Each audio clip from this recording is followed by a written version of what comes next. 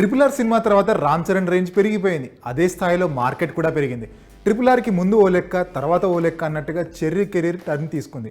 అయితే ఆ సినిమా తర్వాత సోలో హీరోగా గేమ్ చేంజర్తో ముందుకొచ్చాడు రామ్ చరణ్.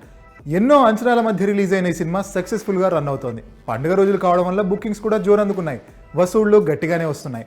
డైరెక్టర్ శంకర్ దర్శకత్వంలో వచ్చిన ఈ సినిమాకి తమన్ మ్యూజిక్ అందించాడు. బ్యాక్గ్రౌండ్ స్కోర్కి మంచి అప్లాజ్ వస్తుంది. ఇక చెర్రీ నటనపైన ప్రశంసలు కురుస్తున్నాయి. ముఖ్యంగా అప్పన్న పాత్ర గురించి సోషల్ మీడియాలో తెగ మాట్లాడుకుంటున్నారు.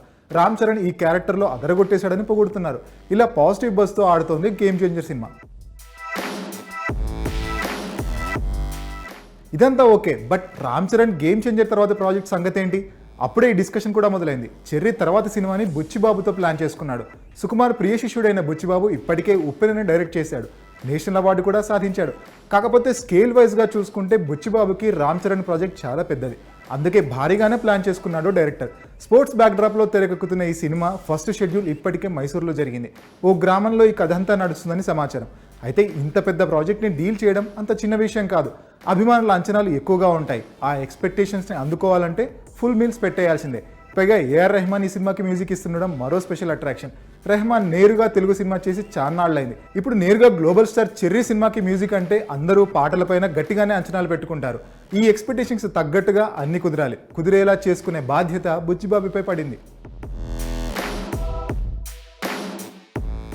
తన బాస్ సుకుమార్ పర్యవేక్షణలో ఈ సినిమాని తెరకెక్కిస్తున్నాడు బుచ్చిబాబు. అయితే స్పోర్ట్స్ బ్యాక్డ్రాప్ సినిమాలు అనగానే కథలో ఖచ్చితంగా ఓ పర్ఫెక్ట్ కాన్ఫ్లిక్ట్ ఉండాలని కోరుకుంటారు. హీరోయిజం చూపిస్తూనే కథలో మంచి డ్రామాని ఆశిస్తారు.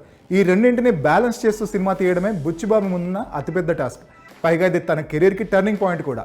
స్టార్ హీరోని హ్యాండిల్ చేయడంలో సక్సెస్ అయితే ఆ తర్వాత ఆఫర్లు వెతుక్కుంటూ మరీ వస్తాయి. ఇక రామ్ చరణ్ పరంగా చూస్తే చెర్రీకి కూడా ఈ సినిమా బ్లాక్ బస్టర్ అవ్వడం చాలా అవసరం.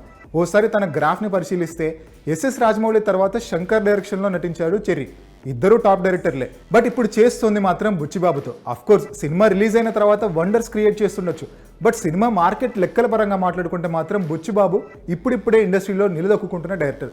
సో అలాంటి దర్శకుడికి రామ్ చరణ్ అవకాశం ఇచ్చాడంటే మ్యాటర్ ఉన్నట్టేగా.